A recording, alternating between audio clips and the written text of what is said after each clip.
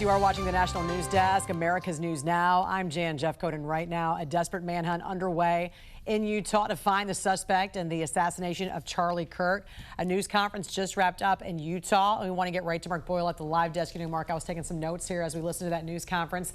The FBI had some pretty big revelations, some new information about the suspect. A couple of things that stood out to me. We know the shooter came onto campus just before noon, and investigators were able to track his movements where he jumped off a building and ran into, and I say he, they didn't say if it was a he or she. Right. The suspect ran into a nearby neighborhood, so they canvassed that neighborhood going door to door. But one thing I thought was interesting, Mark, was that they said they had a clear picture of that suspect, but they were not going to release it, which makes you wonder if they're close to closing in on a person. What else have you learned? Well, clearly they don't want to tip off everyone just yet. They have these images. If it's not from the closed circuit TV on campus, it will be from those Ring cameras, as you talk about in the neighborhoods, Jan, because he went through a neighborhood and everyone has those cameras now. The newest information from the FBI news conference is that they have those pictures. They know who the suspect is.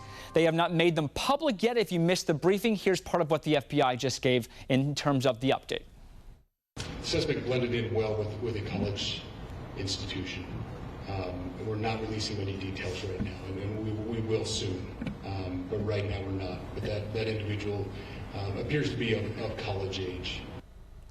So that's new as well, believed to be of college age. Here's the latest information on your screen. This was just put together. So they have the high-powered bolt-action rifle recovered. That's the direct verbiage from the AP. So they found the gun.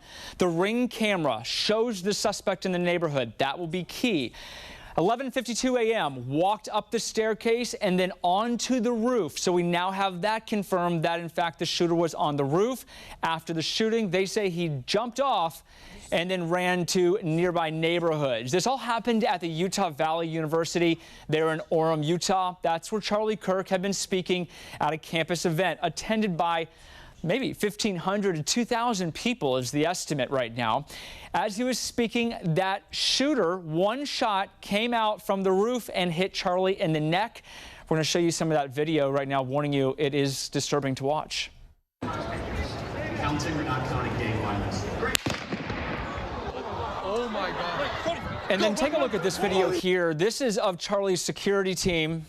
They were holding him there. 6 or so men walked him, ran him to that SUV, that was his personal SUV, and then rushed him to a nearby hospital. He died a short time later. The governor of Utah came out immediately talking about vowing to get to the bottom of this tragic event. Charlie Kirk was a conservative activist. He brought in a large portion of the younger generation into the party. I want to show you a clip now, let you listen. This is from the 2024 Republican National Convention. To all the Gen Zers watching this convention on TikTok right now, I have a message just for you. You don't have to stay poor. You don't have to accept being worse off than your parents. You don't have to feel aimless and unhappy. You don't have to support leaders who lied to you and took advantage of you for your vote. America's future is a series of choices. Our current state of slow motion national decline is a choice.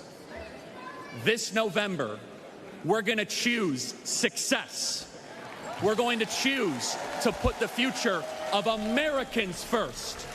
President Trump did order all flags be flown at half-staff until Sunday in his honor. We're following this breaking news as new information comes in this morning on the manhunt for the suspect. The person who killed Charlie Kirk continues.